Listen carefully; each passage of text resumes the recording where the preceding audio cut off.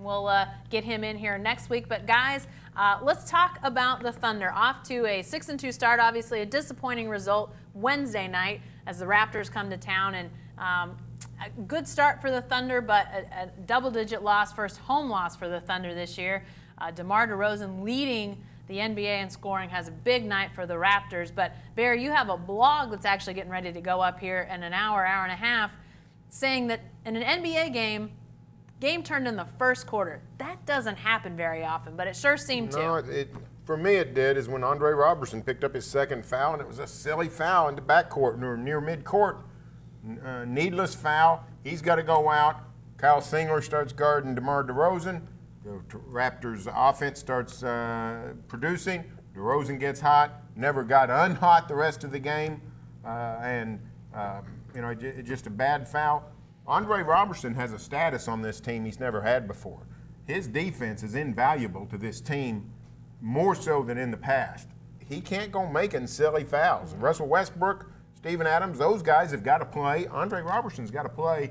He can't go putting himself on the bench. Yeah, I came into that matchup thinking, is it really going to be the matchup that we thought it would be between DeMar DeRozan and Andre Robertson?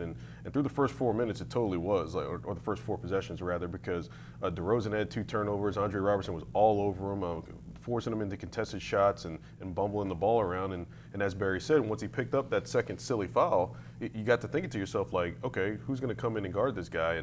And Kyle Singler was the next man up. And as soon as you know it, DeMar DeRozan comes off a screen and catches an alley-oop. And, it was all downhill from there for the Thunder. Well, and, it's interesting, guys, because, a lot, maybe as much as any player on this Thunder roster, Andre Robertson, a lightning rod for fans.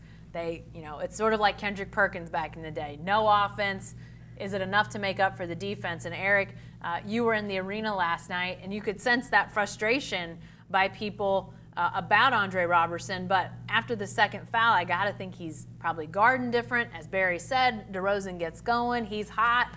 There's really nothing. At that point, it wouldn't have mattered who was guarding him probably in some regards. But how much does what he's doing defensively offset offensive inefficiencies, offensive lacking offense in your mind? It does, and even more so, from the standpoint of he started off well offensively last night. I think he got an easy bucket in that stretch where he was guarding DeRozan before he got the 2 fouls. And then once he came back into the game, he, I guess, had lost his rhythm on both ends. And as we saw, his offense was not very good in terms of getting out on the break and converting chances. He missed a couple of layups. He got Russell Westbrook a little frustrated. And from then on, it looked like Andre Robertson was discombobulated, and DeMar DeRozan started to find his rhythm once Robertson got off the floor. Barry, do we just have to dust off all the comments that we made about Kendrick Perkins back in the day for Andre Robertson now? Oh, probably. I would say it's even more so now, though, because the Thunder's got to win with defense now. There's not a whole lot of times the last 7 years Durant or Westbrook have just pulled the Thunder out of the fire because they're just so phenomenal offensively. But they can't do that anymore. They've got to win with defense, and Andre Robertson is a cornerstone of that. We saw that last night. He was all over DeMar DeRozan. DeRozan was clearly frustrated and clearly out of sorts. Eventually, DeRozan got hot. Even on Robertson, he scored a bunch in the second half. But Robertson still made him work for those points, and when he's out, things just came so much easier. So, yeah, you're going to have to live with Andre Robertson's offense, his lack of ball handling in the open court, his lack of a shot. You're going to have to live with those things because he's just so valuable defensively. Well, somebody, I was watching the game from home last night, but somebody on Twitter made a comment about Robertson not having any offense. I said, listen, if this guy's not on the Thunder, there's a good chance they lose the first 2 games. He had big blocks in the first 2 wins, and I believe it was maybe not the first 2, but he had a big defensive play in the home opener that they won here. 3 wins that the Thunder had could have been losses. You're talking about, people want to talk about game-winning shots, game-winning baskets. He made game-winning defensive plays that without him on the floor, does it happen? It's hard to say, but I know people want a 2-way wing. I get it. I know it's what everybody in the NBA is doing, but he is so elite defensively. Now, last night, I think he did get a little out of sorts, but he's so elite defensively that I think you have to recognize just what he does on the defensive end of the court, how he can switch. I mean, we saw, and Eric, you were there for that Clippers game. He guarded Chris Paul and did a fantastic job guarding Chris Paul in a variety of ways. Yeah. Last couple of minutes in that Clippers game, I mean, he was instrumental in allowing Russell Westbrook to do what he did offensively. And I mean, Robertson getting out and deflecting the ball, Russell Westbrook getting away with it and going down and scoring on the break. But yeah, Andre Robertson has been a critical defensive piece, and I think it makes it easier for people to swallow what he does defensively when he is converting his offensive chances, and that's what made it so frustrating last night in the building. Did you mentioned Russell Westbrook. Did you sense frustration out of Westbrook when it comes to Robertson? I don't know if it was particularly Robertson or just the state of the team in general and how the game was going. I mean, he was getting double teamed at times on the wing. Robertson wasn't finishing his chances. Westbrook himself didn't finish his chances, and it led to Toronto points on the other end. And it's probably the most frustrated we've seen Westbrook this early in the season, considering he's been pretty good in terms of his temperament. Even after the Golden State game, he was like, it's just another game. He didn't really seem frustrated within the course of the game to me. But tonight was the first, I mean, not tonight, but Wednesday night were the first signs that, we've seen that traditional Westbrook frustration going to the bench, kind of shaking his head and things of that nature. And we saw it in his play on the court. Yeah. I mean, down the stretch, he took 2 or 3 3-pointers that were clearly, I don't care about this game anymore. Yeah. Just, Right. 30-pointers. So he can't do that. That Russell Westbrook, you could sort of live with it in the past. He can't do that anymore. Yeah. And he's been great so far up to this point as far as team leadership, but he's got to continue that. He can't revert to that just going half-cocked on a stretch of basketball. And credit Toronto's defense too, because they were playing without their starting center, yet they were able to throw a lot of long bodies at Russell Westbrook on that sideline to where the Thunder's guys on the backside were kind of standing around waiting like, oh, they kind of didn't know what to do in those instances, and Westbrook said, well, I'm just going to do it myself if nobody's going to give me the assistance. So it goes hand in hand. I think the Thunder's players, besides Westbrook, have to help him out more on the offensive end when it comes to those things, and then Westbrook's got to make better decisions when it comes to pulling up from three and taking some errant shots. 3 for 12 from three, can't have that for him. We talk about the frustration not really showing before this Raptors game. So much talk about the Raptors and what DeRozan has done offensively, all his scoring. Obviously, Kyle Lowry, super talented on the offensive end as well. But is this partially, sort of what you were talking about, Eric, is this a result of maybe the Raptors are even better defensively than they might get credit for? And there's maybe not a ton of teams that can do some of the things that they did defensively to Russell Westbrook and the Thunder on Wednesday night? Well, I think a lot of what happened to the Thunder on Wednesday was self-inflicted. I mean, you get out to that 12-0 lead, and then the second unit can't really keep it together when Adams and Westbrook go out with about 2 minutes left in the first quarter, and that's when the Raptors really started to make their run. In addition to the things we talked about with Andre Robertson and DeMar DeRozan getting in rhythm.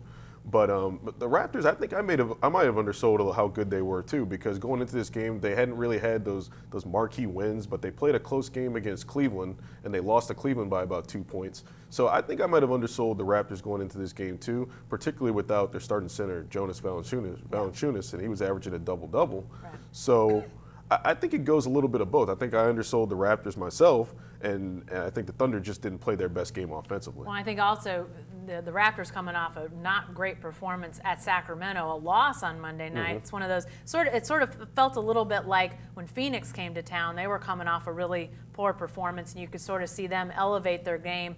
But I wonder, Barry, this idea of Russell's frustrations sort of rearing their ugly head for the first time. Is this just a situation where, everything about this team is really a learning process? That this is one of those times that, Russell Westbrook has to see, that isn't going to work if I do that again. Is this just another learning situation for this team? Oh, I think so. I think Billy Donovan probably spent a lot of time with the film room today with showing his guys some of those plays. Russell was clearly frustrated. You mentioned not finishing. He was not getting good elevation when he got to the rim and sort of got under the rim a couple of times. And he was frustrated with Robertson not finishing. A couple of his passes didn't get through. You show those things and say, hey, listen, guys, this is the stuff we can't do. This is what it means. It means transition offense for the Raptors or whoever else we're playing. We got to play smart. We got to play We can play aggressive, we can play tough, we can play fast, but you got to play smart, and you got to play with a sound mind, or this team can't be successful. Maybe Russell Westbrook was just like a lot of us on Wednesday. We stayed up late Tuesday night. There was a presidential election. Felt a little off our game on Wednesday. I don't know. Maybe it was just a bad day for Russell Westbrook. Let me remind folks that you're watching our Thunder Thursday hangout here from the Oklahoma newsroom, from the News OK studios. And Bear, you mentioned Billy Donovan a second ago, breaking down film from that Raptors game. Let's talk about Donovan here for a second. What is happening with rotations? 12 guys played in the first half against the Raptors. Are we just seeing sort of attempts at seeing what happens with a ton of different stuff, or what's going on here? Yeah, I detected some experimentation last night. You saw Anthony Morrow and Kyle Singler get in the game early. You saw Jeremy Grant come in late in the second quarter. So it was that we hadn't seen much of that since Grant arrived. Singler's been off to the side. Morrow hasn't played much, but 12 guys used in the first quarter last night. That to me was odd. You said that Donovan after the game just said he wanted to see Kyle Singler, give him a chance to play. But I think Billy's still a long way from sorting out that rotation with Grant new, not really knowing exactly what he wants to do. Yeah, and I think he's mentioned that before, that he's going to continue to, give guys opportunities to show what they can do and see what kind of lineups he can put out there. I think I wouldn't say it was a bad move by Donovan, but I think that he might have miscalculated the impact of DeMar DeRozan getting hot in that stretch. I mean, I think they went up 16-4, and when he brought in Kyle Singler, and maybe you see a Jeremy Grant in that situation the next time it comes around, because we know that Kyle Singler hasn't had a great year. He hasn't had a great career with the Thunder so far, and he's had struggles defending guys, and he fouls at a high rate. So, Donovan pointed to Kyle Singler's length, and he's always pointed to Kyle Singler's length as something that gives him that advantage on defense. Well, guess what? Jeremy Grant's 6'8" too, and he's really long. Mm-hmm. So, that's another guy that you could throw at a small forward / shooting guard like DeMar DeRozan, who's a 6'7", and maybe he can be that physical presence and kind of get a little bit closer to that Andre Robertson caliber defense that we're used to. For all of the experimentation that happened Wednesday night, and probably, for the stretch of the season, we've seen Billy Donovan doing a variety of things. One thing that has not changed at all, and we didn't know before the season how it would be, is the starting lineup. And he's stuck with those 5. Is this locked in? Do you guys feel like these are the 5 he's going to go with, or are we going to see at some point maybe some changes in the starting lineup? Oh, I think you'll see this lineup as the everyday lineup all year long. For one thing, it's been effective. Yeah. It's been really good. Sabonis is turning into a player right before our very eyes. We've talked about Robertson and his defensive value, and Victor Oladipo, who was mentioned as perhaps a possible 6th man. I think that there's not enough scoring on that starting lineup if you don't use Oladipo from the start.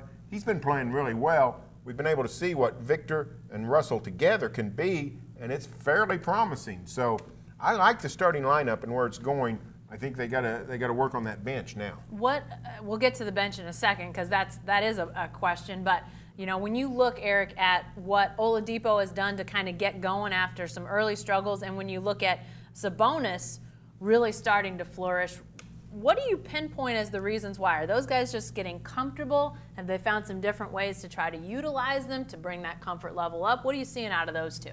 Well, I think that Oladipo has played out of control at times. Barry's mentioned this before. His shot selection hasn't been great. Mm-hmm. I don't have a problem with him taking that wide open three-pointer, that spot-up three-pointer, and him missing it. That's fine. But if he gets that shot, he needs to take it. Shot selection with him, I think in the Miami game, he played a much more controlled game. He wasn't making those wild runs to the basket. He was kind of slowing down in transition when the defense would collapse on him, and kind of surveying the floor and seeing where he can get his shot from. To me, that was a comfort thing for him. And Sabonis, it really just came down to him just being able to stay on the floor in certain instances. He fouled like crazy against the Clippers, and we'll see tomorrow if that continues, because he had a really hard time with Blake Griffin, who we know is just a tremendous player, and he's going to give anybody trouble. Yeah. But in terms of Sabonis staying on the floor in his foul trouble situation, I talked to Nick Collison, and he said that that's just a thing that rookies go through. Steven Adams had a hard time staying on the floor in terms of his fouls when he was a rookie. And from that Clippers game on, I think Sabonis has shown a lot of strides in terms of being able to play with his foul situation and not accumulating as many. And as we know, his three-point shot has come along a lot in the past 2 or 3 games as well. And when he's shooting the ball well, you got to have him out there. Barry, you like Oladipo's shot selection more? Yeah, I thought, Eric mentioned Monday night, very good against Miami. I thought he was one of the bright spots last night. Had a nice game. He seems more aware of such shot selection these last few games. He seems to sense a rhythm. I like his defense. I'm liking more and more about everything I see about Victor Oladipo. You know, something I noticed the other night, I covered the Monday night game, which now the opponents, the Heat. Darnell Mayberry, our colleague here who covered the Thunder for a lot of years, he and I were talking about Oladipo and the fact that he's a good three-point shooter, but he's not a spot-up three-point shooter, and it seemed like he was he was getting, sort of pointed in that direction, that he's so good with the ball in his hands, but obviously he's on the floor with Russell Westbrook. So sort of how do you work that out? But it seems to me that in certain situations that you're seeing the Thunder get the ball in his hands a little bit more. Let him be the guy that drives. He had a little floater in the second half of that game on Monday night that was really his creation. And if he can get some confidence, playing some with that second unit too, he's had the ball in his hands some while he's on the floor with Samaje Christian, which just, I think, then builds the confidence that maybe the ball's not in his hands when Russell Westbrook's out there, but he's started to sort of feel better about himself, and maybe he's going to knock down shots more in those situations. So I've seen some definite move in the right direction with him, because I, like you guys, was a little bit concerned. Could he be that second offensive option? I think he's getting there. I don't know if he's as evolved to this point as they want him to be or need him to be, but he's definitely pointed in the right direction. Let's talk bench for a second, Barry. You brought that up. Seems like that may be emerging as a concern. I mean, I think outside shooting will continue to be a concern with this team. But what's your level of concern about the bench right now, Barry? High, very high. They don't have a lot of defensive acumen. They don't have a lot of firepower. Enes Kanter comes off the bench. Everybody knows he can produce, but you're seeing more and more when Kanter gets the ball with that second unit, it's a double team every time. They're making him get rid of it. Sometimes he manages a good pass. Sometimes it's a takeaway. It's not going well. I think that's probably why we saw Anthony Morrow come into the game. Billy thinking, I got to try to get some more offense out there. But with Samaje Christian, with Jeremy Grant, with Laverne, you've got guys that are just, not real good scorers. And I think that bench, at least until Cameron Payne returns, I think that bench is going to be a concern. Yeah, Cameron Payne's return is going to be critical to me, and I mean, they got to have another guy that can create shots off of that bench, especially when Russell Westbrook comes off the floor. It just seems like the team just falls back so much when Westbrook and Adams are off the floor. And a lot of that falls on Enes Kanter. And we've seen him at times, he's played pick and roll well. He's done well on help defense. I think he had a couple of bright spots last night in terms of being able to help on DeRozan and some of those guys that were driving. But Enes Kanter's been inconsistent in terms of his defensive play. A lot of people want him on the floor because he's a great offensive player, but when he gets the ball in the post and he's turning it over within the first 2 or 3 possessions, that's a caution flag, and that says to Billy Donovan that I got to get this guy out of here before things get out of control. Because if he's not going to produce on the offensive end, then we know points are going to get given up on the defensive end. And Kanter's going to have a test on Friday night against the Clippers, who while he had 12 boards against them last game, he didn't play particularly well. Well, you mentioning the Clippers, let's move right on to looking ahead here a little bit, guys. The month of November is just chock full of home games. It seems like every other night is the routine here. Wednesday night was the Raptors. Now Friday night the Clippers. Then a Sunday night game against the Orlando Magic, the return of Serge Ibaka. On the road for a back-to-back Monday night at Detroit. But then next week you've got Houston at home on Wednesday, Nets at home on Friday, Pacers at home on Sunday. So this conglomeration of home games. What's a realistic record there? We listed off 6 games. The Thunder need, 4-2. Would that be good, or do you see is there a higher threshold there, Eric? That Rockets game becomes increasingly more intriguing and difficult to me. The way that James Harden is playing. He's really. It's DeRozan-esque a little bit. Yeah, just the way he's facilitating. He's averaged double-digit assists. He's had a couple of 15 assist games. James Harden is a strong MVP candidate right now with the way that he's facilitating that Houston offense. So, I mean, I think you can go on the road and get that Detroit game. You'd imagine they'd beat the Magic. And then, the Clippers, that's a toss-up with the way that the Clippers are playing. Pacers are a good team, too. So, Right. I mean, I guess 4-2 or 3-3 would be realistic in this stretch. What about it, Barry? Oh, yeah, I'm doing the same thing. When I looked at these 5 games in 9 days, all at home, I thought, 4-1 would be a great record. It's awfully early, though, to be worried too much about a record. Yeah. We really don't know how good the Thunder is, how good they can be. We don't really know who's actually going to stand out in the league. We know the Warriors and the Spurs and the Cavs are going to be great, but when you talk about teams like the Rockets, the Blazers, the Jazz, the Grizzlies, I mean, we don't really know what kind of team. Are those 50-win teams? Are they 40-win teams? We don't know. So to me, it's fun to look at the record. I mean, if they can go 4-2 in that 6-game stretch, that's fantastic. Be 10-4 at that point. 10-4 at some point in the season is wonderful. Yeah. However, it really doesn't mean much if they make it, and it doesn't mean much if they don't. It's more how they're playing. Are they still committed to defense? Are they still, is Russell Westbrook still playing at an incredible level? Those kinds of things. Is Adams progressing? Is Sabonis turning into a player? Those are the things that matter more when you get into what kind of team you'll be in February and March. The record, not so much. Yeah, and I'm not overly concerned if they don't, get to the end of next week and have 9 or 10 wins. But if you're talking about playoffs, which this team, I think we can all safely say they've got the ability to be a playoff team. I think that was a question coming into the year. Where would they be in terms of the West? And I think it's pretty clear they do have the ability to be a playoff team.